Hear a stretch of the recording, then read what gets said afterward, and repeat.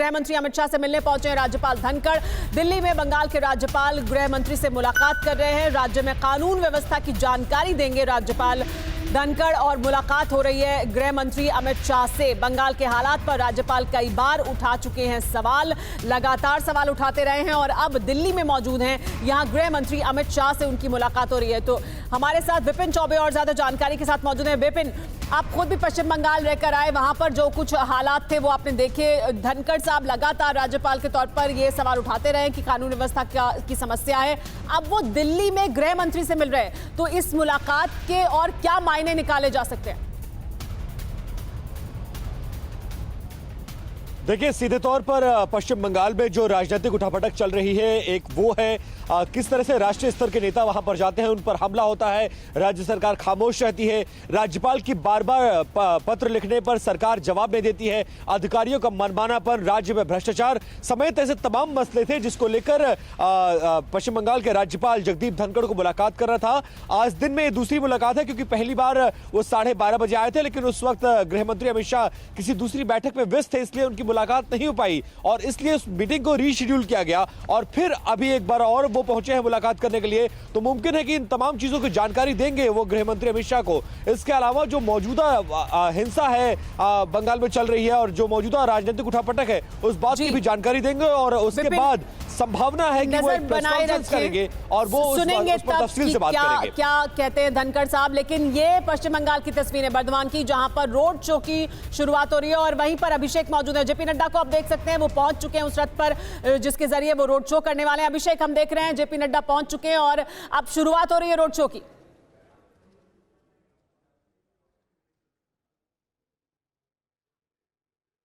अभिषेक से संपर्क साधने की कोशिश करेंगे। अभिषेक की आवाज हम तक नहीं आ रही है, लेकिन ये देखिए जेपी नड्डा यहां पर मौजूद। जी अभिषेक, आवाज आपकी आवाज, बोलिए अभिषेक। देखिए, जेपी नड्डा बीजेपी के राष्ट्रीय अध्यक्ष सुमेरा वो पहुंच चुके हैं, सामने दिख रहे हैं। रोड शो की शुरुआत यहां से हो चुकी है। बीजेपी के जो पश्चिम बंगाल के अध्यक्ष हैं दिलीप घोष, वो भी दिख रहे हैं। तो यहां से लेकर के अब रोड शो शुरू हो रहा है और देखिए, सबसे अहम बात मैं आपको दिखा रहा हूं, इस बार का इंतजाम देखिए। रोड शो में जेपी नड्डा का जो काफिला है उसके आगे ये 2 लेयर लगाई गई है रोप्स की और किसी को भी उधर जाने की इजाजत नहीं है। ये इंतजाम किया गया है ताकि कोई भी किसी भी तरह का कोई अवांछित व्यक्ति अंदर ना घुस सके। पिछली बार से सबक लेते हुए इंतजाम किया गया है और सामने की ओर देखिए, आपको दिखेगा रोड शो की शुरुआत जेपी नड्डा ने कर दी है। वर्धमान इसलिए भी महत्वपूर्ण है क्योंकि पिछली बार जो उन पर अटैक हुआ था उसका ये एक मैसेज भी है कि बीजेपी पीछे हटने वाली पार्टी नहीं है और जब राष्ट्रीय अध्यक्ष खुद मौके पर आकर के अगुवाई कर रहे हो तो इसका मतलब संदेश एकदम क्लियर है कि बीजेपी का कोई भी कार्यकर्ता पीछे नहीं हटेगा, चाहे अंजाम कुछ भी हो। और अभिषेक, अभी हम जब इस इलाके के बारे में बात कर रहे थे, इस इलाके के बारे में बात कर रहे थे, तो जेपी नड्डा जब पहले पहुंचे थे तो ममता बनर्जी के गढ़ में गए और उसके बाद अभिषेक बनर्जी के गढ़ में पहुंचे थे जहां पर उन पर हमला हुआ था और अब यहां पर पहुंचे हैं। वर्धमान की भी कितनी अहमियत है पश्चिम बंगाल की राजनीति में, अगर वो भी आप बताएं, और यहां पर बीजेपी के रोड शो की अहमियत? देखिए, वर्धमान की जो स्थिति है, एक बार फिर से मैं आपको दिखा दूं। रोड शो शुरू हो गया, पहले तस्वीरें देखिए। रोड शो शुरू हो गया है, रथ आगे बढ़ना शुरू हो गया है और अब ये जो भीड़ है ये आगे की ओर बढ़ रही है। वर्धमान की जो आपने स्थिति की बात की, उसमें बीजेपी ने जिस तरह से यहाँ पर ताकत झोंकी है वो यहाँ पर हमको जमीन पर दिखाई पड़ रहा है। हम सारी बातें आज तस्वीरों के जरिए कहेंगे। आंकड़े अपनी जगह है, तथ्य अपनी जगह है, लेकिन तस्वीरें बहुत कुछ बोलती हैं। आप देखिए जिस तरह से पूरे वर्धमान शहर को बीजेपी ने अपने झंडे, बैनर, पोस्टर, होल्डिंग और ये बड़े बड़े जो गेट बनाए हैं उनसे पाट दिया है। उससे पूरी तैयारी इसी बात की है कि वर्धमान, वीरभूमि, इन तमाम जगहों पर, और वीरभूमि इसलिए भी इंपॉर्टेंट है क्योंकि शांति निकेतन वहां पर है बोलपुर में, और जिस तरह से पिछली बार घटना घटी थी, रविन्द्रनाथ टैगोर का नाम लिया जाता है टीएमसी की ओर से कि वो बंगाली अस्मिता के प्रतीक हैं और बीजेपी बंगाली अस्मिता के साथ में खिलवाड़ कर रही है, बाहरी लोग हैं। तो ये उसी गढ़ में आकर के अटैक करने की रणनीति है कि उसी गढ़ में उतरे हुए हैं और उतर करके ये साबित कर रहे हैं कि हम यहाँ बाहरी नहीं है, बल्कि हमारी जड़ें कितनी गहरी हैं। और अब आप आगे की ओर देखिए, ये रोड शो आगे की ओर बढ़ चुका है और बहुत ही सुनियोजित तरीके से तैयारियां की गई हैं। जैसे जैसे ये रोड शो आगे की ओर बढ़ रहा है, हमको ये ढोल ताशे वाले, ये जो साउंड सिस्टम है, वो किनारे खड़े हुए लोग, वो सब हमको नजर आ रहा है यहाँ पर। सुमेरा जी अभिषेक, हम देख सकते हैं तस्वीरें। और अभिषेक, जिस तरह की भीड़ हम देख रहे हैं, ये जो रथ है उसके आसपास तो सुरक्षा की व्यवस्था की गई है, लेकिन दूर दूर तक भीड़ दिखाई दे रही है इस रोड शो में जो शामिल हो रही है। तो अब ऐसा लगता है कि बार बार टीएमसी भले ही ये सवाल उठाती रहे कि ये बाहरी और बंगाली, बाहरी भीतरी, लेकिन अब वो सवाल गौण होता दिखाई दे रहा है, क्योंकि बीजेपी मजबूती से वहां मौजूद है और मजबूती से टीएमसी को टक्कर दे रही है, बराबरी से बल्कि ये कह सकते हैं कि टक्कर दे रही है। तो इस वजह से अब वो बाहरी और बंगाली का तो सवाल लगता है कि गौण होता दिखाई दे रहा है, जिस तरह की भीड़ जुट रही है रोड शो में भी। सुमेरा, आपके सवाल का जवाब देने से पहले एक बार फिर से मैं आपको रोड शो दिखाना चाहूंगा। चेतन से कहूंगा कि आगे की ओर आए और देखिए, हम करीब पहुंचने की कोशिश कर रहे हैं। ये सामने से देखिए, ये कारवां आगे बढ़ता हुआ बीजेपी के राष्ट्रीय अध्यक्ष जेपी नड्डा का, और वो समर्थकों पर फूल बरसा रहे हैं। जो आपने बात कही भीतरी बनाम बाहरी की, उसमें एक नया ट्विस्ट ये आ गया है कि बीजेपी ने ये एक राग छेड़ा है कि बंगाल के जो मूल निवासी हैं उनको खतरा है, क्योंकि ममता बनर्जी तुष्टीकरण कर रही हैं। हमने शुभेंदु अधिकारी का इंटरव्यू लिया, उन्होंने इंटरव्यू में ये कहा कि बांग्लादेशियों 30% उनका तुष्टीकरण किया जा रहा है और उनका तुष्टीकरण करके यहाँ के जो मूल निवासी हैं उन पर खतरा है। तो ये नया नैरेटिव बिल्डअप किया जा रहा है। और ये जैसे जैसे ये रोड शो आगे बढ़ रहा है, ये जगह देखिए, क्लॉक टावर इसलिए इंपॉर्टेंट है क्योंकि आज सुबह से सुमेरा यहाँ पर एक तरह की झड़प भी चल रही है। यहाँ टीएमसी के झंडे भी लगे हुए थे, ममता बनर्जी कुछ पोस्टर यहाँ पर फाड़े गए, यहाँ बीजेपी के कुछ बैनर हटा करके टीएमसी के बैनर लगाए गए। तो वो एक जो टेंशन है, जो तनाव है, वो भी यहाँ दिखाई पड़ रहा है। और मैं आपको एक बात और दिखाता हूँ, ये देखिए, ये जो तस्वीर देखिए, ये जिस तरह से लोग आए हुए हैं, महिलाएं आई हैं, बच्चे आए हैं, ये जो तस्वीर है, बीजेपी इसी तस्वीर से बहुत ज्यादा खुश है। उसको लग रहा है उसको ये समझ में आ रहा है कि उसका कोर वोटर है जो बाहर निकल करके सड़कों पर आ रहा है। और वैसे भी पश्चिम बंगाल की राजनीति बहुत ही ज्यादा एग्रेसिव पॉलिटिक्स है। वो कोई भी पार्टी हो, बीजेपी हो, टीएमसी हो, अब लेफ्ट की ताकत बहुत कम हो गई, लेकिन लेफ्ट की भी पॉलिटिक्स बहुत ही एग्रेसिव होती थी। लेकिन बीजेपी के काडर इतना एग्रेसिव होकर के बाहर आए, ये बीजेपी के लिए, बीजेपी की नजर में एक बड़ा अचीवमेंट है और वो इस अचीवमेंट को और भी ज्यादा इनकैश करना चाहती है चुनाव की तारीखों के ऐलान होने के पहले। सुमेरा जी हाँ, बिल्कुल अभिषेक, जाहिर सी बात है बीजेपी के लिए बड़ी उपलब्धि है। वो पश्चिम बंगाल जहां पर बीजेपी की मौजूदगी नहीं थी और वहां पर उन्होंने अपनी मौजूदगी न सिर्फ दर्ज कराई है, अपनी सीटें बढ़ाई हैं, अपना वोट प्रतिशत बढ़ाया है और अब अपना जनाधार भी बढ़ाती हुई दिखाई दे रही है। लगातार उनके साथ लोग जुड़ रहे हैं और ये भीड़ देखिए, महिलाएं, बच्चे, ये तमाम लोग पहुंचे हैं बीजेपी के रोड शो में। जेपी नड्डा के लिए एक बड़ी मुहिम है, ये एक बड़ी सफलता भी मानी जा सकती है जिस तरह से वो लगातार अभियान चला रहे हैं। उनके साथ साथ हम उन तमाम नेताओं को देख सकते हैं जो पश्चिम बंगाल में कमान संभाले हुए हैं बीजेपी की। ये तस्वीरें भी देखिए, आज दिन भर जो कार्यक्रम रहा है उसकी तस्वीरें देखिए, किस तरह से पहले सुबह राधे कृष्ण के दर्शन किए, उसके बाद एक मुट्ठी चावल मिशन की शुरुआत की, यानी रैली की, और उसके बाद किसान के घर पर भोजन किया दोपहर का, और अब गौ माता को नमन भी किया है। लेकिन उसके बाद अब रोड शो कर रहे हैं और उसकी तस्वीरें, ताज़ा तस्वीरें आप इस वक्त देख सकते हैं। ये रोड शो भी अहमियत रखता है बहुत, बर्धमान में रोड शो है और बर्धमान की भी राजनीतिक अहमियत को से इनकार नहीं किया जा सकता। पश्चिम बंगाल की राजनीति में जिस जगह को चुना गया है इस तीसरे अहम दौरे के लिए, और जैसा कि लगातार बीजेपी की तरफ से बताया जाता रहा है, जेपी नड्डा, अमित शाह लगातार दौरा करते रहेंगे पश्चिम बंगाल का। हम तस्वीरें भी दिखा रहे हैं अभिषेक, लगातार आज दिन भर का जो कार्यक्रम था, जो कुछ किया है जेपी नड्डा ने, और हर कार्यक्रम में सिंबॉलिक बहुत कुछ है, प्रतीक बहुत से हैं। गौ माता को नमन, राधे कृष्ण को नमन, रैली, एक मुट्ठी चावल लेकर सौगंध खाई है उन्होंने। तो बहुत से संकेत हैं जिसमें पश्चिम बंगाल और वहां के आम लोगों से जुड़ने की कोशिश है। बिल्कुल, देखिए आप जो कह रही हैं उसमें पूरी तरह से सत्यता इसलिए है क्योंकि बीजेपी ने आज पूरा जो शेड्यूल था वो संकेतों पर ही आश्रित था। शुरुआत उन्होंने जो की है वो किसान के 3 कार्यक्रम किए हैं, किसान सुरक्षा सभा की है, एक मुट्ठी चावल और किसानों के घर भोजन। और ये उस समय है जब किसानों को लेकर के एक बड़ा नैरेटिव देश भर में विपक्ष बिल्डअप करने की कोशिश कर रहा है। और बड़ी बात यह है कि एक मुट्ठी चावल की जो बात की है उसका दायरा काफी बड़ा है।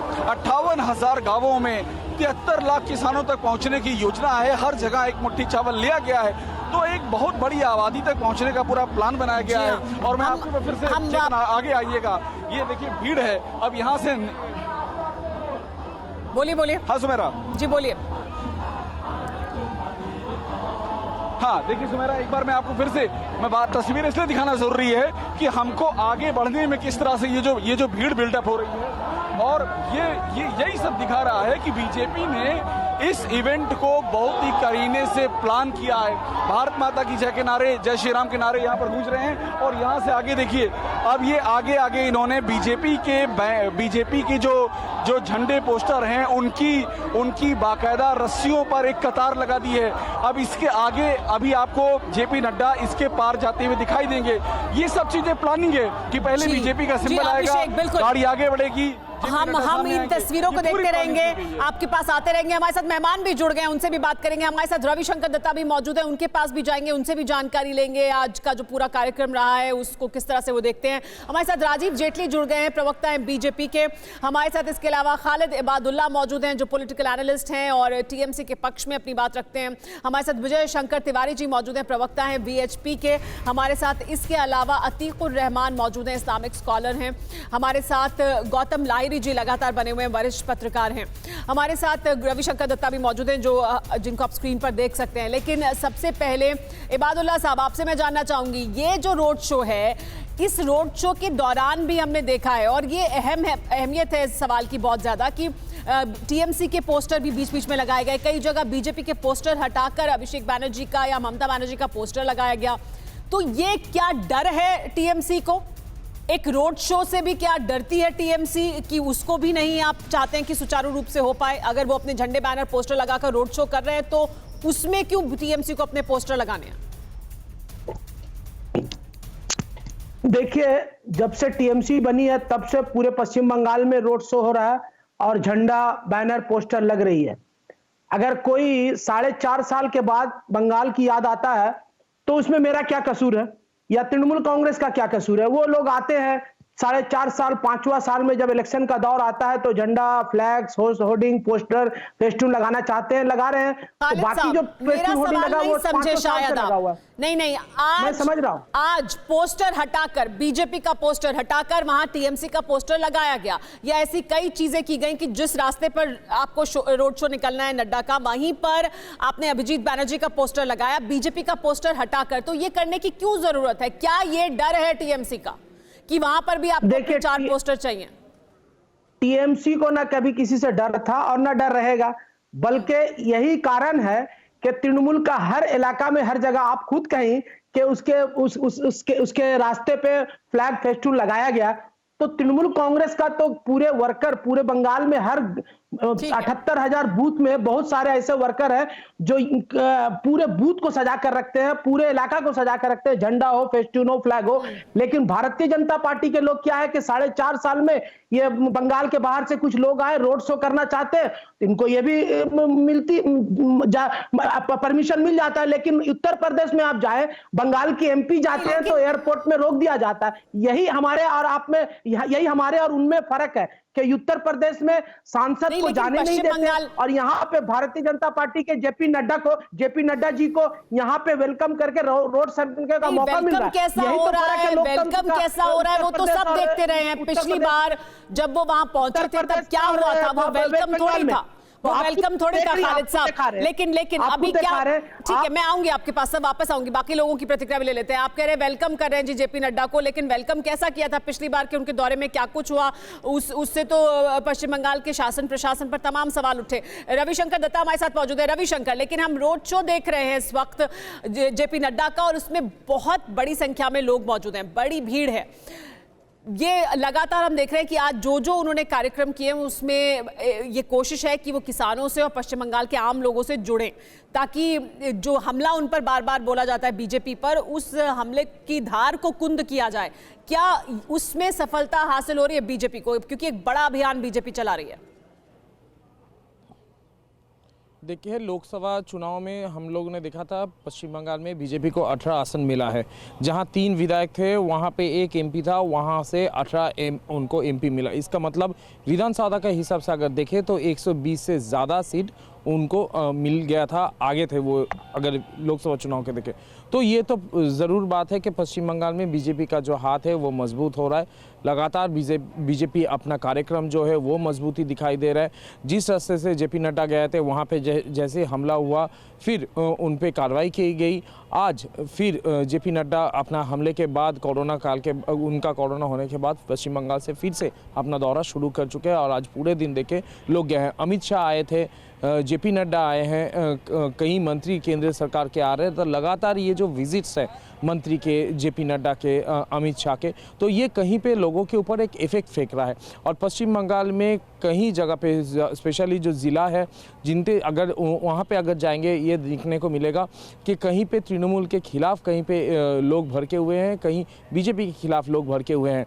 तो दोनों जो पार्टी है अपने जो ज़मीन है फिर से मजबूत करने की कोशिश कर रहा है। और एक बात मैं बता देता हूँ, मैं पहले भी ये कह चुका हूँ, वो है कि एक गेम, जब एक फुटबॉल गेम खेला जाता है, जो लोग डिफेंड कर रहे हैं, एक टीम होता है जो कि डिफेंड कर रहे होते हैं, एक टीम होता है जो कि स्ट्राइकर है। जो स्ट्राइकर है उनको नुकसान होने वाली कुछ नहीं है। यहाँ पे बीजेपी स्ट्राइकर एंड पे है क्योंकि उनको जीतना है, लेकिन ममता बनर्जी को अपना घर बचाना है, वो डिफेंड मोड में है। जब तक वो स्ट्राइकिंग मोड पे नहीं चले जाते, जब तक वो भी पलटवार नहीं करते, ये नहीं कह देते कि हम जमीन का एक कोना भी सुई के एक आगे भागे से जितना निकलता है वो भी हम नहीं छोड़ेंगे, तब ये बहुत अहम बात ये चलता रहेगा। और बहुत अहम बात की है आपने रविशंकर, और बहुत अहम उदाहरण आपने दिया कि एक डिफेंडर है और एक स्ट्राइकर है, और इस वक्त बीजेपी स्ट्राइकिंग मोड में है। और बीजेपी क्योंकि स्ट्राइकिंग मोड में है, उसके पास खोने के लिए कुछ नहीं है और पाने के लिए सभी कुछ है। क्या ये बात बहुत अहमियत रखती है? इस पर मैं बात करूंगी बाकी लोगों से भी, लेकिन सबसे पहले राजीव जेटली जी की प्रतिक्रिया ले लेते हैं। राजीव जेटली जी, बीजेपी के पास पाने के लिए बहुत कुछ है, लेकिन ममता बनर्जी भी एक बड़ी चुनौती है, क्योंकि अगर जितनी सीटें आपको मिल रही थी और जो जानकारी इससे पहले भी हमें मिल चुकी है कि बीजेपी का जो इंटरनल सर्वे भी है वो भी आप 200 पार की बात कर रहे हैं, लेकिन वो दिखा रहा है आपको कि आप 140 से 150 सीटों तक जा रहे हैं। तो क्या उस 200 तक भी पहुंच पाएंगे? क्या वहां तक सफलता मिलेगी? सुमेरा, हम अपने खोने पाने की चिंता क्यों करते हैं? वो टीएमसी के प्रवक्ता बताएंगे हम पा लेंगे या खो लेंगे, या कोई और बताएगा वो खो चुके होंगे या पा चुके होंगे। लेकिन हम मुद्दे के ऊपर चर्चा क्यों नहीं करते हैं? मेरा किसान बंगाल का, उसको सुविधाएं नहीं मिल रही हैं। केंद्र की योजनाएं देश के प्रधानमंत्री जो किसानों के लिए कर रहे हैं, ममता दीदी उसके बीच में दीवार बन के बैठी है। क्या बंगाल के अंदर गरीबी खत्म हो चुकी है? क्या सब लोग अमीर हो चुके हैं? उनको आयुष्मान भारत योजना की लाभ नहीं चाहिए क्या? उन्हें उपचार के लिए पैसा नहीं चाहिए क्या? वो दीवार बन के बैठी है। क्या चल रहा है ये? आप बाहर के और हम अंदर के। अरे अंदर आपने ताला लगा लिया है, पिंजरा बना दिया है, पिंजरे के अंदर लोगों को भूखा मार रहे हैं, उनको अधिकार नहीं लेने दे रहे हैं। मतलब किसानों की पैसा नहीं जा रहा है, किसानों की बात होनी चाहिए, किसानों की। ठीक है राजीव जेटली जी, किसानों की बात होनी चाहिए। अतीकुर रहमान साहब, आपने सुना राजीव जेटली को, वो कह रहे हैं कि किसानों के किसान सम्मान निधि का फायदा नहीं पहुंचाया गया पश्चिम बंगाल में। किसानों के हित की बात कर रही है केंद्र सरकार, जो ममता बनर्जी नहीं होने दे रही है। नहीं सुमेरा जी, देखिए ये बीजेपी और टीएमसी के अंदर जो लड़ाई चल रही है, मैं दत्ता जी की बात को आगे बढ़ाते हुए ये कहना चाहूंगा कि जो स्पोर्ट्समैन स्पिरिट हमको दिखना चाहिए, हर टीम के अंदर होना चाहिए, वो क्यों मिसिंग है यहाँ पर? जेटली जी भी इसका जवाब दें कि आप बिल्कुल एक पार्टी को ये अगर दावा करें कि हम आपको निस्त नाबूद कर देंगे, आप बिल्कुल चैलेंज इस तरह से करते हैं कि ये या तो आर पार की लड़ाई है या तो बिल्कुल हम आपको खत्म कर देंगे, रौंद देंगे। ये तो हमने कभी इलेक्शंस के अंदर देखा नहीं। मतलब मैं पहले की बात बता रहा हूँ, कौन सी पार्टी दावा कर रही है? का एक बड़ा नहीं, किस पार्टी को आप ये कह रहे हैं कि वो ये कह रहे हैं कि हम रौंद देंगे? कांग्रेस मुक्त भारत, कांग्रेस मुक्त भारत का नारा, ऑपोजिशन पूरी तरह से खत्म कर देना, फेडरलिज्म की कोई इज्जत नहीं करना। नहीं, लेकिन अतीकुर रहमान साहब वो कौन सी ये वो राजनीति आपको ज्यादा बेहतर लगती है कि जिसमें एक दूसरे को फायदा भी पहुंचाया जाता रहे, दुनिया के सामने लड़ाई झगड़ा भी दिखाए? आप पॉलिटिकली अगर कोई पार्टी चाहती है कि उसका वर्चस्व और दूसरी पार्टी खत्म हो जाए तो इसमें क्या हर्ज है? राजनीतिक तौर पर अगर वो चाहते हैं कि उनका वर्चस्व और दूसरी पार्टी ना रहे सामने तो ठीक है। मेरा जी, कुछ रूल्स ऑफ द गेम है या नहीं है? यहाँ पर इलेक्ट्रल बॉन्ड्स का पूरी तरह से इस्तेमाल किया जा रहा है। वो इलेक्ट्रल बॉन्ड्स जिसका ना आरबीआई समर्थन करता है, सुप्रीम कोर्ट पे चैलेंज है। आप अलग ही मुद्दे पर चले गए, हम पश्चिम बंगाल की बात कर रहे हैं, आप अलग ही मुद्दे पर चले गए, इलेक्टोरल बॉन्ड्स पर चले गए। हम पश्चिम बंगाल की राजनीति की बात कर रहे हैं। पश्चिम बंगाल की राजनीति में अगर बीजेपी आकर क्या चाहती है कि उसका बहुमत हो, वो 200 के पार पहुंचे, तो रविशंकर दत्ता इस पर कुछ कहना चाहते हैं। रवि जी, संक्षेप में बोलिए। विजय शंकर तिवारी के पास उसके बाद देखिए, पैनल में जो भी लोग पैनल में बैठे हुए हैं उनको बस मैं एक ही चीज़ कहना चाहता हूँ, वो जानेंगे भी अभी तक कि ममता बनर्जी ने लेकिन इन दिनों मतलब 2 दिन पहले प्रेस कॉन्फ्रेंस करके केंद्र सरकार के किसान सम्मान निधि के जो लिस्ट है वो लेकिन मंगवाया है। तो आखिरकार उन्होंने ये लेकिन कह दिया है कि किसान सम्मान निधि का जो लिस्ट है केंद्र सरकार अगर ठीक ठाक देते हैं तो ममता बनर्जी को कोई हर्ज नहीं होगा। बड़ी खबर आ रही है, रविशंकर आपको रोक रही हूँ, एक बड़ी खबर आ रही है इंडोनेशिया से। इस वक्त एक बड़ी खबर आ रही है, जकार्ता से उड़े पैसेंजर प्लेन का संपर्क टूट गया है, ये जानकारी मिल रही है। टेक ऑफ करने के कुछ ही देर के बाद संपर्क टूट गया। इंडोनेशिया से ये बड़ी खबर आ रही है, जकार्ता से पैसेंजर प्लेन उड़ा और उसके बाद जैसे ही टेक ऑफ किया उसके कुछ समय के बाद ही इस प्लेन का संपर्क टूट गया, ये जानकारी मिल रही है। ये जकार्ता से प्लेन ने उड़ान भरी थी और उसके बाद ये संपर्क जो था, ये पैसेंजर प्लेन है, ये जानकारी मिल रही है, इसका संपर्क टूटा है और ये अभी तक नहीं मालूम है, इससे और ज़्यादा जानकारी नहीं मिल रही है, लेकिन इंडोनेशिया से जानकारी आई है। और एक और बड़ी खबर आ रही है और ये खुशखबरी है देश के लिए। 16 जनवरी से देश में वैक्सीनेशन शुरू हो जाएगा कोरोना के खिलाफ, यानी कोरोना के खिलाफ जो देश में जंग है वो 16 जनवरी से उसकी शुरुआत हो जाएगी। ये बड़ी खबर, अहम खबर और खुशखबरी देश के लिए। 16 जनवरी से देश में वैक्सीनेशन की शुरुआत हो जाएगी, ये अहम जानकारी मिल रही है। देखिए, लगातार ड्राई रन्स किए जा रहे थे, जानकारी मिल रही थी कि शुरुआत होगी, तो 16 जनवरी से वैक्सीनेशन ड्राइव शुरू हो जाएगा। प्रायोरिटी, जैसे कि पहले भी बताया जा रहा था, सबसे पहले जो हेल्थ केयर वर्कर्स हैं, जो फ्रंट लाइन वर्कर्स हैं, उनको वैक्सीनेशन उनका किया जाएगा, जिसमें कि अंदाजा लगाया जा रहा है कि लगभग 3 करोड़ हैं ये front line workers, health care workers, जिनको पहले वैक्सीनेट किया जाएगा। इसके बाद 50 साल की उम्र के जो लोग हैं उनको वैक्सीनेट किया जाएगा और 50 साल से कम की उम्र के भी वो लोग जिन्हें कोमॉर्बिडिटीज हैं, यानी उनको इस तरह की बीमारियां या इस तरह की परेशानी है कि वो उनके लिए जानलेवा या खतरनाक हो सकता है कोरोना, उनको उसके बाद उनका चयन होगा, जो कि लगभग 27 करोड़ लोग हैं। तो पहले 3 करोड़ फ्रंटलाइन वर्कर्स और हेल्थ केयर वर्कर्स और उसके बाद 50 साल की उम्र के ऊपर के लोग और उसके बाद 50 साल से कम के भी कुछ लोग उसी कैटेगरी में शामिल किए जाएंगे जिनकी सेहत ठीक नहीं है, जिनको इस तरह की कंडीशंस हैं जो कोमॉर्बिड है। आपको बता दें कि प्राइम मिनिस्टर ने रिव्यू किया है स्टेटस कोविड-19 का और तैयारी को भी रिव्यू किया है, उसकी भी जानकारी उन्होंने ली है कि कोविड-19 वैक्सीनेशन जो अब 16 जनवरी से जिसकी शुरुआत हो रही है, तो देश के लिए बड़ी और अहम खबर, 16 जनवरी 2021 से शुरुआत हो जाएगी वैक्सीनेशन की।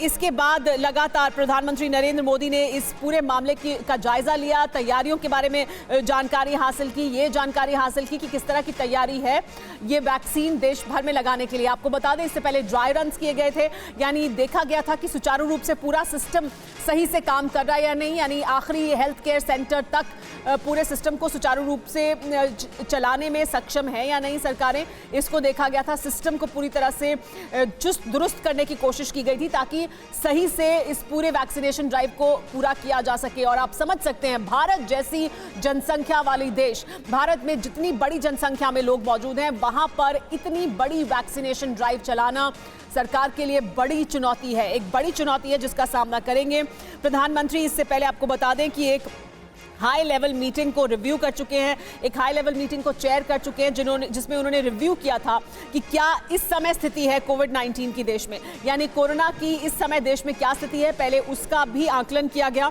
और उसके बाद तैयारी देखी गई कि अलग अलग राज्यों में कोविड वैक्सीनेशन को लेकर किस तरह की तैयारियां की गई हैं।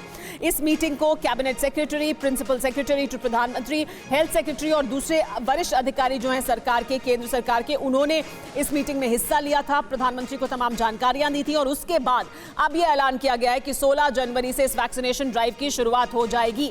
सबसे पहले 3 करोड़ हेल्थ केयर वर्कर्स हैं और फ्रंटलाइन वर्कर्स हैं। 3 करोड़ वो फ्रंटलाइन वर्कर्स, वो हेल्थ केयर वर्कर्स जो लगातार इस चुनौती का सामना कर रहे हैं, सबसे आगे की कतार में खड़े होकर कोरोना वैक्सीनेशन के दौरान सबसे पहले उनको सुरक्षित करने की कोशिश की जाएगी, यानी डॉक्टर्स, नर्स, वो तमाम मेडिकल स्टाफ जो जिनका लगातार संपर्क रहता है। हमारे साथ मेरे सहयोगी गौरव भी जुड़ गए हैं, उनके पास भी चलते हैं। गौरव, ये बड़ी अहम खबर है और बड़ी खुशखबरी है देश के लिए। एक बड़ी वैक्सीनेशन ड्राइव है जिसकी शुरुआत अब 16 जनवरी से होगी। बिल्कुल सुमेरा, और जैसा कि आप बता रही थी, बहुत अहम मीटिंग प्रधानमंत्री ने अब से कुछ देर पहले की है और उसके बाद ये खबर आती हुई, यानी ये बात पुख्ता है कि सरकार ने सारी तैयारियां बिल्कुल पुख्ता कर ली हैं और उसके बाद ये समय मुकर्रर किया गया है कि आज से ठीक एक हफ्ते बाद अगले शनिवार को 16 जनवरी से देश में लोगों को वैक्सीन लगानी शुरू कर दी जाएगी। और सबसे पहले उन लोगों को वैक्सीन दी जाएगी जो कोरोना वॉरियर्स हैं, जो हेल्थ वर्कर्स हैं, जो फ्रंट पर आकर सबसे ज्यादा अपनी जान को खतरे में डालकर लोगों के लिए मेहनत कर रहे हैं, लोगों की जान बचा रहे हैं। इसके अलावा 50 साल से ज्यादा उम्र के लोग हैं, उनको इसमें शामिल किया गया है, प्लस 50 साल से कम के वो लोग जो कोमॉर्बिडिटी यानी जिनको बीमारियां हैं, गंभीर बीमारियां हैं, जिन पर कोरोना का खतरा ज्यादा है, उनको भी सबसे पहले उन ग्रुप में रखा गया जिनको वैक्सीन दी जाएगी। गौरव, जो ये बैठक थी प्रधानमंत्री नरेंद्र मोदी की, जो ये बैठक थी, इस बैठक के बाद ही ये फैसला लिया गया है कि 16 जनवरी से वैक्सीनेशन ड्राइव शुरू होगी। इस बैठक में कौन कौन मौजूद था और इस बैठक के दौरान किन किन मुद्दों पर ध्यान दिया गया, किन किन तैयारियों का जायजा लिया गया? बिल्कुल, देखिए, इस बैठक में मैं आपको बताऊं, बहुत ही हाई लेवल मीटिंग थी जिसमें हम देख सकते हैं जो वैक्सीनेशन से जुड़े जितने भी अधिकारी हैं, प्रिंसिपल सेक्रेटरी टू पीएम हो, कैबिनेट सेक्रेटरी हो, हेल्थ सेक्रेटरी हो या फिर अदर सीनियर ऑफिशियल जो भारत सरकार के, इन सब ने इस बैठक में हिस्सा लिया और इसमें इस बात की प्रधानमंत्री को पूरी जानकारी दी गई कि जितने भी ड्राई रन हुए हैं उनको लेकर क्या रिपोर्ट है।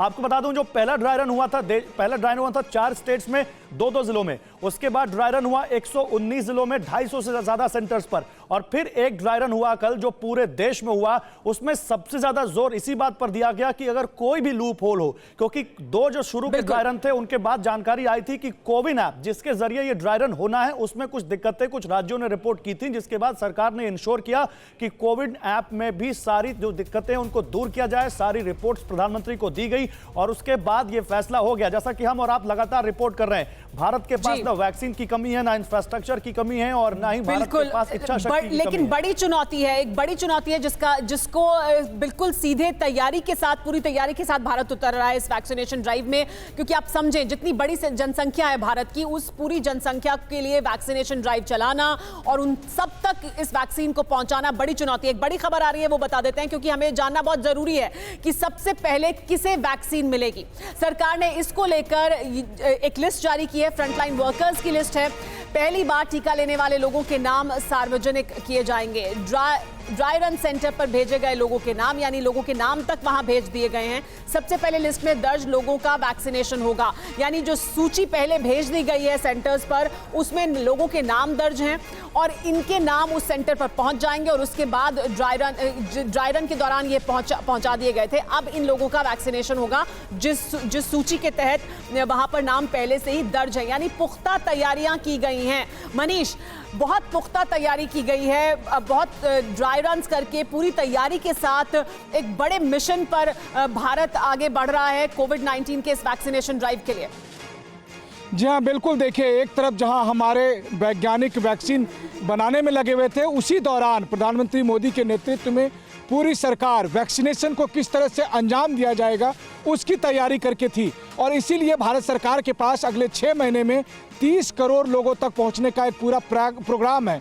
और इसी वजह से प्रधानमंत्री मोदी ने आज जो मीटिंग की है, उस मीटिंग में अपनी कोर टीम के ऑफिसर्स के साथ बैठकर ये तय किया है कि 16 जनवरी से, यानी कि सबसे बड़ी बात यह है कि 16 जनवरी के बाद भारत भी दुनिया के उन देशों में शुमार हो जाएगा जहां पर वैक्सीनेशन ड्राइव शुरू हो रहा है और जैसा कि हमारी आबादी है उस हिसाब से दुनिया का सबसे बड़ा वैक्सीनेशन प्रोग्राम भारत एक बार फिर कोरोना के माध्यम से लॉन्च करने वाला है। कोरोना वायरस के वैक्सीन को लेकर अहम बात यह है कि इसके लिए जहां अलग अलग स्तर पर ड्राई रन किया गया था, वहीं प्रधानमंत्री कई बार ये बात कह चुके हैं कि प्रायोरिटी जो दी जाएगी वो हेल्थ वर्कर और तमाम इस तरह के वल्नरेबल ग्रुप और कोमॉर्बिडिटीज वाले को दी जाएगी। और इसको लेकर जब प्रधानमंत्री सभी राज्यों के मुख्यमंत्री के साथ अब 11 तारीख को बैठक करेंगे तो उस बैठक में राज्य सरकारों की क्या भूमिका होगी, किस तरह से राज्य सरकार इसमें क्या नई सलाह दे रह सकते हैं, राज्य सरकार का क्या फीडबैक होगा, ये सब कुछ उसमें आपको शामिल होगा। वो लगातार यानी कोशिश की जाएगी कि सुचारू रूप से इस पूरी ड्राइव को चलाया जाए। लेकिन बहुत जरूरी है जानना, ये ग्राफिक्स के जरिए बताते हैं अपने दर्शकों को कि आखिर कोरोना वैक्सीन लगेगी कैसे। और हमारे साथ सुमित भी जुड़ गए हैं, लेकिन हम आइए आपको ग्राफिक्स के जरिए बताते हैं कि दरअसल आपको वैक्सीन लगेगी कैसे। अगर आपके मन में ये सवाल है कि वैक्सीन आप तक कैसे पहुंचेगी, कैसे लगेगी वैक्सीन, तो आइए आपको ग्राफिक्स के जरिए समझाते हैं। आपको वैक्सीन जब लगेगी, सबसे पहले वो कंपनी जो वैक्सीन को बना रही है वहां से वैक्सीन आएगी और डिपो तक पहुंचेगी। यानी एक डिपो बनाया गया है जहां पर ये वैक्सीन आएगी और उस कंपनी से जहां पर वैक्सीन बन रही है वहां से आने के बाद ये डिपो तक पहुंचेगी। डिपो से वैक्सीनेशन सेंटर पहुंचेगी वैक्सीन, यानी इस डिपो से उसके बाद इसको वैक्सीनेशन सेंटर ले जाया जाएगा, वो सेंटर जहां पर कि आपको वैक्सीन लगनी है। रास्ते में बार बार तापमान मापा जाएगा क्योंकि ये बहुत जरूरी है। ये तमाम वैक्सीन एक निर्धारित तापमान पर ही रखी जाएंगी और उसी तापमान पर इनको मेंटेन करना है और फिर लगाना है, और ये बड़ी चुनौती भी है। इसको नापना है समय समय पर। वैक्सीनेशन सेंटर से लोगों के पास एसएमएस जाएगा, यानी जब ये वैक्सीन पहुंच जाएगी वैक्सीनेशन सेंटर पर तो वो तमाम लोग जिनकी सूची वहां पर पहले से मौजूद है उन तमाम लोगों को एसएमएस जाएगा। एसएमएस में जगह और समय बताया जाएगा कि आपको किस समय किस जगह पर पहुंचना है इस वैक्सीन को लेने के लिए। सुबह 9 बजे से शाम 5 बजे तक दी जाएगी वैक्सीन। वैक्सीनेशन सेंटर पर 3 मुख्य एरिया होंगे, यानी वैक्सीनेशन सेंटर को भी 3 इलाकों में बांट दिया जाएगा। ये जो 3 इलाके हैं इनमें वेटिंग एरिया होगा, यानी प्री रजिस्ट्रेशन जहां पर होगा। और आपको ये भी बता दें, जो प्री रजिस्ट्रेशन जब आपका होता है वहां पर आपका नाम, बाकी तमाम चीजें, आपकी आयु, आपके हेल्थ पैरामीटर्स को भी जांचा जाता है, तो आपकी पूरी हेल्थ की रिपोर्ट ली जाती है। ये सब कुछ होगा प्री रजिस्ट्रेशन एरिया में। फिर वैक्सीनेशन रूम है जहां पर फाइनली आप वैक्सीनेशन के लिए पहुंचेंगे। यहां पर आपका वैक्सीनेशन होगा और आपको वैक्सीन लगाई जाएगी, लेकिन इससे पहले आपका ब्लड प्रेशर लिया जाएगा, आपकी हाइट, वेट, ये तमाम जो आपके हेल्थ पैरामीटर्स हैं उनको जांचा परखा जाएगा, आपका नाम लिखा जाएगा, आपका अता पता, आपकी तमाम जो हिस्ट्री है, मेडिकल हिस्ट्री, उसके बारे में भी जो मुख्य जानकारियां हैं वो ली जाएंगी। ये सब कुछ लेने के बाद आपको वैक्सीनेशन के लिए ले जाया जाएगा, वैक्सीन दी जाएगी। और फिर ऑब्जर्वेशन रूम है, यहां पर वैक्सीनेशन के बाद 30 मिनट तक आपको रखा जाएगा, यानी वैक्सीन देने के बाद 30 मिनट तक देखा जाएगा, आपको वहां पर ऑब्जर्वेशन रूम में रखा जाएगा और उसके बाद आप अपने घर जा सकते हैं। हमारे साथ कुमार कुंदन भी जुड़ गए हैं, उनसे बात करते हैं। कुमार, आप लगातार सब कुछ देखते रहे, आपने खुद वैक्सीन लगवाई भी है। अब हम अपने दर्शकों को बता रहे हैं कि ये कितनी बड़ी वैक्सीनेशन ड्राइव है जिसे भारत सरकार करने वाली है, क्योंकि ऐसा साफ तौर पर कहा जा सकता है कि दुनिया की सबसे बड़ी वैक्सीनेशन ड्राइव होगी कोरोना के खिलाफ जो भारत सरकार लागू करेगी 16 जनवरी से। निश्चित रूप से सुमेरा, और आप इसको ऐसे समझने की कोशिश कीजिए कि एक साथ एक तरह से कह सकते हैं कि 3 करोड़ लोग जो है सबसे पहली बार जो है सरकार उसको लगाने जा रही है और उसका एक खाका तैयार किया गया है। और चूंकि हिंदुस्तान में पहले से मिशन इंद्रधनुष के तहत बच्चों का टीकाकरण कार्यक्रम होता है जिसमें तकरीबन 2.25 करोड़ लोगों को वैक्सीन लगाया जाता है, तो सरकार ने एक सबसे बड़ा सिस्टम तैयार किया है और उस सिस्टम के तहत पहली बार हेल्थ केयर वर्कर्स को जो है इम्यूनाइज किया जाएगा, उनको वैक्सीनेशन दिया जाएगा और 16 जनवरी की तारीख तय की गई है। और सबसे बड़ा सवाल यही है कि सरकार इतने बड़े आयोजन को, विश्व में अब तक इतना बड़ा टीकाकरण अभियान नहीं हुआ है। पल्स पोलियो को सबसे सक्सेसफुल टीकाकरण अभियान माना गया था, उसके बाद कोरोना एक ऐसा टीकाकरण अभियान है जिसकी शुरुआत सरकार करने जा रही है और बहुत बड़ी तैयारी है। मतलब तैयारी की व्यापकता का अंदाजा आप इसी से अंदाजा लगा सकते हैं कि एक वैक्सीन, एक छोटा सा वाइल, उसका टेम्परेचर जब वो मैन्युफैक्चरिंग यूनिट से निकल रहा है और उसके बाद जहां पे वैक्सीनेशन दिया जाएगा वहां तक मॉनिटर हो रहा है। इसका मतलब आप जान सकते हैं कि एक प्रोग्राम मैनेजर दिल्ली में बैठा हुआ पूरे चीज को मैनेज कर रहा है, पूरे वैक्सीन के टेम्परेचर तक को मैनेज किया जा रहा है। इतना ही नहीं, आपको किस किस को वैक्सीन दिया जाएगा उसके पास खुद ब खुद सरकार जो है मैसेज कर रही है।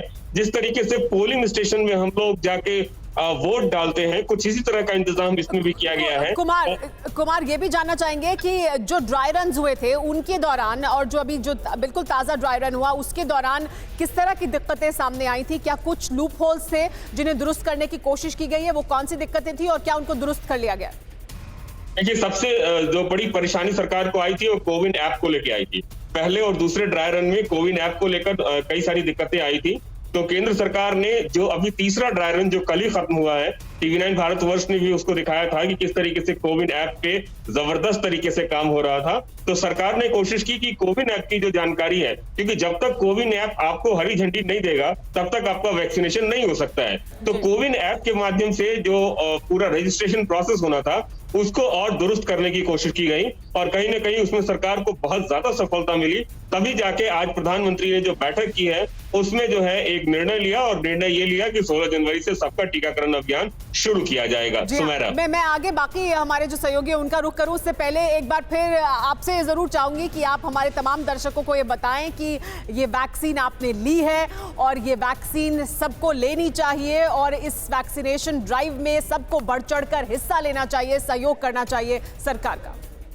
निश्चित रूप से सुमेरा, और सरकार भी बार बार कह रही है कि वैक्सीन सेफ है। मैंने खुद वैक्सीन का ट्रायल करवाया है अपना, तकरीबन 4 से 5 महीने होने को आए, सितंबर से लेकर जनवरी का महीना आ गया है। बहुत बढ़िया वैक्सीन है, अभी तक किसी को कोई परेशानी, माइल्ड साइड इफेक्ट कुछ लोगों को जरूर हुए हैं लेकिन सीवियर, क्रिटिकल या फैटल अभी तक नहीं देखा गया है। इसलिए सरकार भी ये दावा कर रही है और वैक्सीन बनाने वाली कंपनियां भी दावा कर रही है। और चूंकि हम लोग ह्यूमन ट्रायल के हिस्सा रहे हैं इसलिए हम भी बता सकते हैं कि वैक्सीन पूरी तरह सेफ है। सबसे कुमार आपके पास वापस आऊंगी क्योंकि आपसे और बहुत कुछ हम जान सकते हैं कि वैक्सीनेशन जब दिया जाएगा उसके पहले क्या क्या टेस्ट होते हैं, क्या क्या किया जाएगा। लेकिन हमारे साथ सुमित भी मौजूद हैं, हमारे साथ मनीष, गौरव लगातार बने हुए हैं और हमारे साथ विपिन चौपे भी अब जुड़ गए हैं। लेकिन सुमित, ये जो लगातार बात हो रही है कि सभी जो कमियां थी या कोई दिक्कत अगर सामने आ रही थी उन सबको दूर कर अब ये वैक्सीनेशन ड्राइव शुरू किया जा रहा है, लेकिन एक बड़ी चुनौती है क्योंकि पहले फेज में ही आप 3 करोड़ लोगों को वैक्सीन देंगे।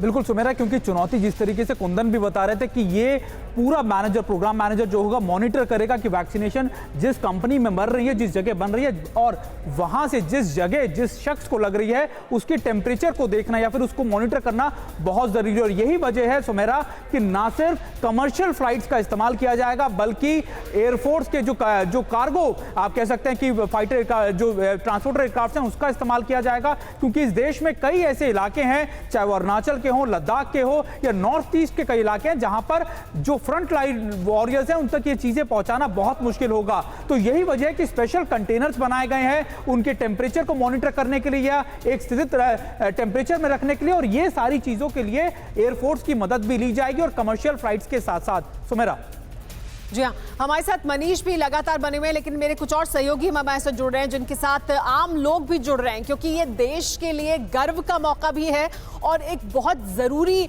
चीज़ जिसका लंबे समय से लोगों को इंतजार था कि वैक्सीनेशन ड्राइव शुरू हो। अब वो वैक्सीनेशन यानी कोरोना के खिलाफ जंग में ये अगला कदम हम अब ले रहे हैं। हमारे साथ उमेश जुड़ गए हैं।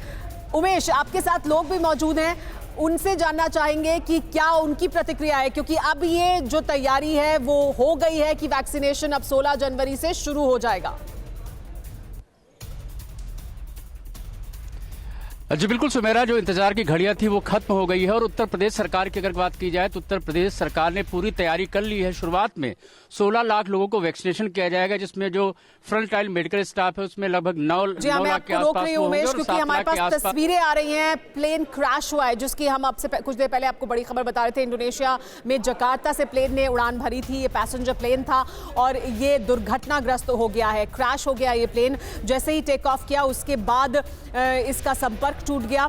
इंडोनेशिया से इस वक्त ये बहुत बड़ी खबर आ रही है, प्लेन क्रैश की खबर आ रही है। श्री विजया एयरलाइंस का SJ182 प्लेन था ये जो क्रैश हुआ है। ये श्री विजया एयरलाइंस है और उसका SJ182 प्लेन है जो क्रैश हुआ है। इंडोनेशिया में जकार्ता से उड़ान भरने के बाद 250 यात्री सवार थे, विमान लापता हुआ है ऐसी जानकारी मिल रही है। इंडोनेशिया का यात्री विमान दुर्घटनाग्रस्त हुआ है, लेकिन अभी और ज्यादा जानकारी नहीं मिल रही है कि कहां। देखिए ये देखिए तस्वीरें सामने आती दिखाई दे रही हैं। इंडोनेशिया से इस वक्त की बड़ी खबर, टेक ऑफ के फौरन बाद संपर्क टूट गया। 250 यात्री सवार थे इस पर। राजधानी जकार्ता से उड़ान भरी थी पैसेंजर प्लेन ने। विमान के जो टुकड़े हैं वो बरामद करने की तस्वीरें भी आप देख सकते हो। तो राहत और बचाव का काम शुरू हो चुका है। SJ-182 श्रीविजय एयरलाइंस का ये प्लेन जिसने जकार्ता से जैसे ही उड़ान भरी, उड़ान भरने के फौरन बाद इसका संपर्क टूट गया। जकार्ता एयरपोर्ट से टेक ऑफ के बाद विमान क्रैश हुआ और क्रैश होने के बाद अब जो जानकारी मिल रही है वो ये कि 250 यात्री इस पर सवार थे। दरअसल इस विमान का संपर्क टूट गया था। उड़ान भरने के फौरन बाद ही 250 यात्री सवार थे। श्री विजया एयरलाइंस का SJ-182 प्लेन है ये, और इंडोनेशिया की राजधानी जकार्ता से उड़ान भरी थी इस प्लेन ने। और ये देखिए, ये प्लेन के कुछ हिस्से हैं जो रिकवर किए गए हैं और उसी की तस्वीरें आप देख रहे हैं। हमारे साथ मनीष भी हैं और ज्यादा जानकारी अगर उनके पास है तो उनके पास चलते हैं। मनीष, ये जो प्लेन है इसके बारे में और क्या जानकारी मिल रही है? 250 यात्री सवार थे इस पर, क्या उनके बारे में भी कोई अब जानकारी मिल पा रही है? देखिए, निश्चित तौर पर जो राहत टीम वहां पर पहुंची हुई है और विमान का मलबा भी मिला है और ब्लैक बॉक्स के जरिए ही पता चलेगा कि आखिरकार ये प्लेन क्यों क्रैश हुआ।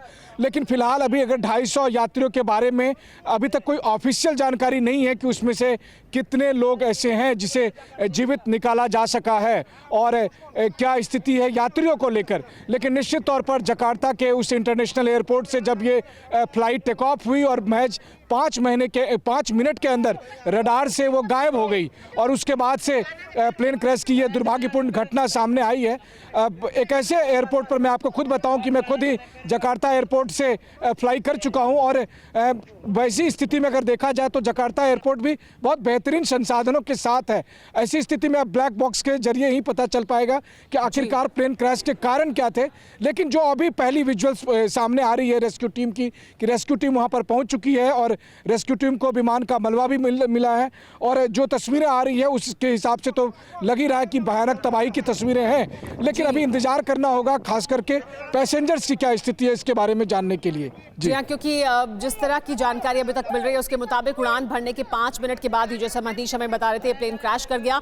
जकार्ता की खाड़ी में ये प्लेन क्रैश किया। उड़ान भरने के बाद समंदर के ऊपर जब उड़ान भर रहा था वहीं पर ये प्लेन क्रैश कर गया। 5 मिनट के भीतर ही रडार से गायब हो गया, संपर्क टूट गया, जिसके बाद इस प्लेन का क्रैश हो गया है। मलबा बरामद किया जा रहा है, लेकिन क्या हुआ वो जाहिर सी बात है पूरी जानकारी के बाद सामने आएगा। इस प्लेन में, ये जो प्लेन है ये श्री विजया एयरलाइंस का प्लेन था और 250 यात्री इस पर सवार थे। लेकिन यात्रियों के बारे में अभी और ज़्यादा जानकारी नहीं मिल रही है। उम्मीद ही की जा सकती है कि लोगों को ज़्यादा से ज़्यादा इसमें बचाया जा सके। 1 मिनट में इस जैसे ही उड़ान भरी उसके बाद इस प्लेन का क्रैश हुआ। देखिए, ये तस्वीरें उस समय की हैं जब मलबे को बरामद किया जा रहा है। जकार्ता की खाड़ी है, उड़ान भरने के फौरन बाद वहां पर 1 मिनट में 10,000 से 250 फीट नीचे आ गया था विमान। तो ये जानकारी मिल रही है, यानी 1 मिनट में ही इसने फॉल लेना शुरू किया और सीधे 10,000 फीट की ऊंचाई से नीचे आ गया और जिसके बाद ये प्लेन क्रैश कर गया। तो ये जो जानकारी मिल रही है, जाहिर सी बात है किसी तरह की तकनीकी गड़बड़ी की वजह से इस तरह की घटना हुई है। 26 साल पुराना था प्लेन, ये भी जानकारी मिल रही है। श्री विजय एयरलाइंस का ये प्लेन जो क्रैश हुआ है वो 26 साल पुराना था। और मनीष, जो जानकारी मिल रही है वो ये भी कि 1 मिनट के भीतर ही उड़ान भरने के बाद जब इसका संपर्क टूटा तो 1 मिनट में ही ये 10,000 से 250,000 फीट की ऊंचाई तक पहुंच चुका था, यानी बहुत ज्यादा तेजी से नीचे की ओर गिरा है ये विमान।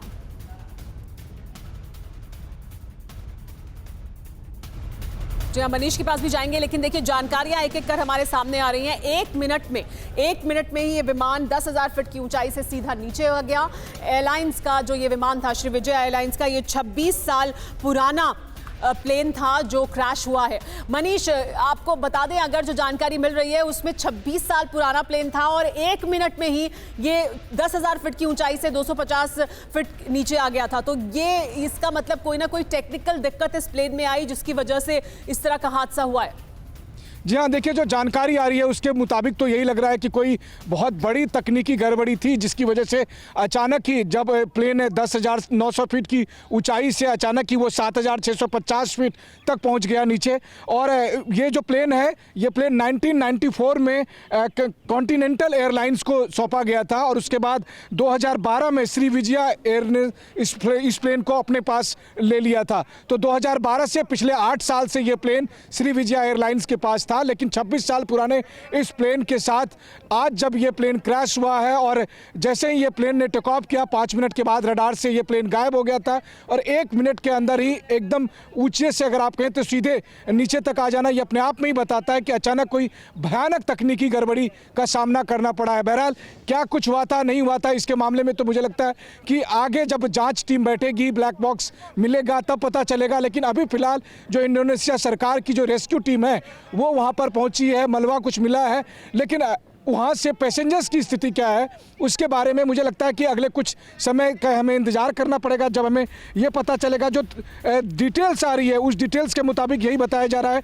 कि वहाँ पर जब ये प्लेन टेक ऑफ हुई थी और उसके 5 ही मिनट के अंदर, तो इसका मतलब ही यही है कि जो इंडोनेशिया की जो सीमा है उसको भी वो क्रॉस नहीं कर पाई थी, इससे पूर्व ही वो प्लेन हादसे का शिकार हो गया। जी हाँ, अब इंतजार ये हो रहा है कि और ज़्यादा जानकारी मिले प्लेन क्रैश में जो यात्री थे उनके बारे में। लेकिन समंदर में जा गिरा ये प्लेन, वहाँ पर क्रैश हुआ है और इसके बाद ये भी जानकारी मिल रही है कि इस प्लेन में किसी तरह की तकनीकी गड़बड़ी हुई, लेकिन क्या गड़बड़ी थी ये जाहिर सी बात है जांच के बाद जानकारी सामने आएगी। लेकिन 1 ही मिनट में 10,000 फीट की ऊंचाई से नीचे तेज़ी से ये विमान पहुंचा है, तेज़ी से इसने हाइट लूज़ की है, जिसके बाद क्रैश हुआ है। जकार्ता की खाड़ी में जाकर गिर गया, समंदर का वो इलाका है जैसे ही टेक ऑफ किया इसने।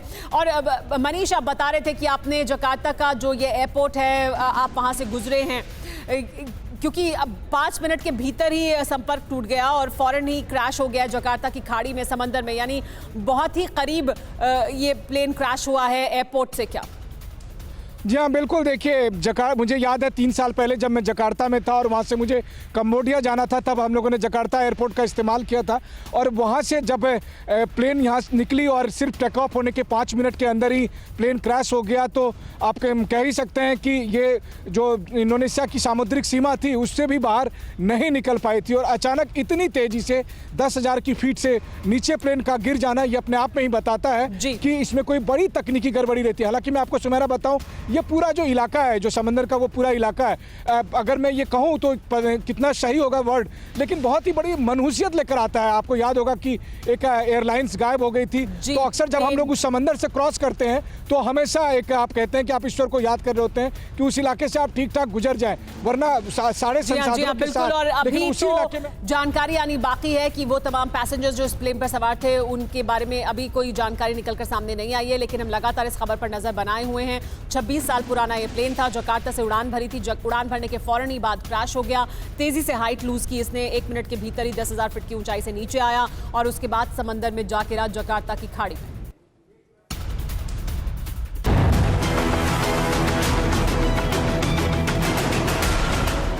न्यूज़ टॉप 9 रोज सुबह 7 बजे और शाम 7 बजे सिर्फ TV9 भारतवर्ष पर।